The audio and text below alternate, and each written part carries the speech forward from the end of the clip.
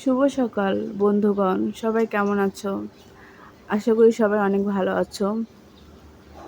আজকে সকালটা অনেক ভালো লাগছে, হালকা হালকা বাতাস, সব কিছু মিলে দারুণ লাগছে। তো আজকে আমি তোমাদের সাথে একটা জিনিস শেয়ার করব, সেটা তোমরা একটু পরেই জানতে পারবে। চলো। তো আজকে আমি সকালে এখানে পনির বানাবো, তো ভাবলাম তোমাদের সাথে একটু শেয়ার করি। এখানে আমি দুধ নিয়েছি 7.5 কেজি দুধ। তো এই 7.5 কেজি দুধ আমি কিভাবে পনির বানাবো ওটাই তোমাদের কাছে শেয়ার করব। বাসায় তৈরি পনির, চলো দেখা যাক কিভাবে বানাতে পারি। এখন আমি এটা দিচ্ছি ইন্ডাকশনে, দুধটা ভালো করে জাল করে নিব। দুধটা সুন্দর করে জাল করে নিয়ে তারপর আমরা পনিরটা তৈরি করব। দেখতে পাচ্ছ আমার দুধগুলো কিন্তু ফোটা শুরু করে দিছে অলরেডি।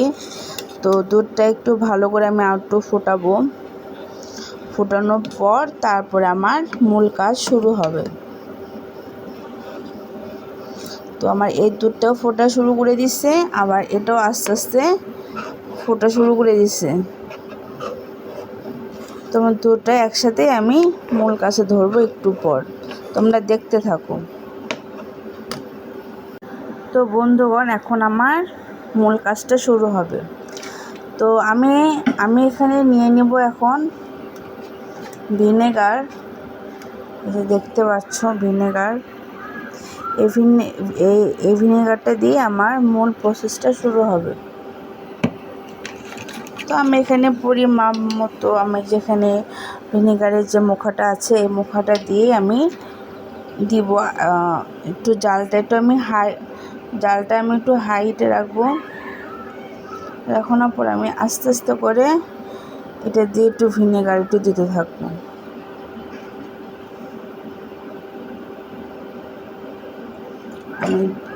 এখানে আমি মোটমাট দিব দুই মুখা দিছি, এখানে 3,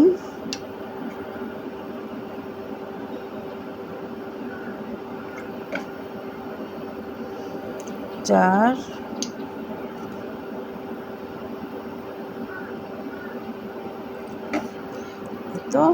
5 মুখা এখানে দিয়ে দিলাম।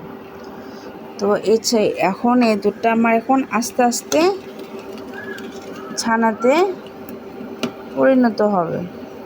এই যে দেখছো, এই যে একটু একটু করে দেখছো দুধটা কিন্তু কেটে যাচ্ছে, দুধটা কেটে যাচ্ছে। পরে লাগলে আমি আবার দেবো ভিনেগার। তো আমি এখানে জালটা আবার একটু লো হিটে আমি দিয়ে দিলাম। এই যে দেখছো, এই যে ছানা কিন্তু কেটে গেল।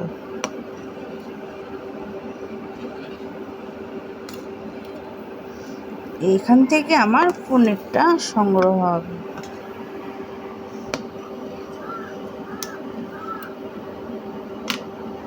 এই তো দেখলে আমার দুধটা কাটা হয়ে গেল।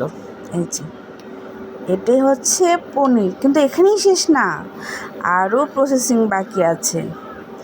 তো আমি এরকম করে এই দুধটাও আমি কেটে নিব।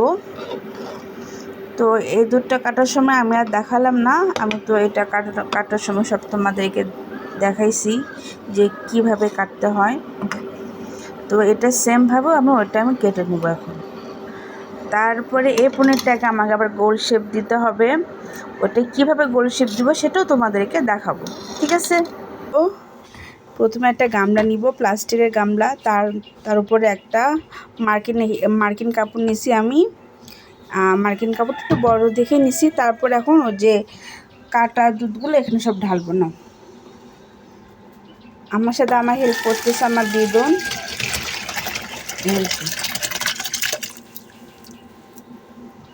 তো আমি এখন একে একে নাও দিদুন ঢেলে দাও, সবগুলো ঢেলে নিলাম।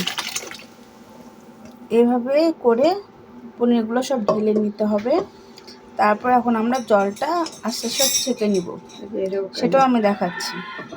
তো এই যে এরকম করে আমাদের ছানাটাকে জলগুলো চিপে নিতে হবে। তারপরে আমরা একটা এই যে এভাবে হাত ঘুরিয়ে ঘুরিয়ে একটা রাউন্ড শেপ দেব। তো থালটা আমরা এভাবে উপর করে নিব, তার উপরে আমরা পনিরটা সুন্দর করে জলটা ঝরে নিছি। তো ওরকম করার পর আমরা শিলটা ঠিক এইভাবে দেব পনিরের উপরে, যেন এই শিলটা দেওয়ার কারণ হচ্ছে পনিরটা আমার রাউন্ড শেপ আসবে আর পনিরটা আমার রেডি হয়ে যাবে। শিলটা এরকম উপর করে দিতে হবে। কমপ্লিট।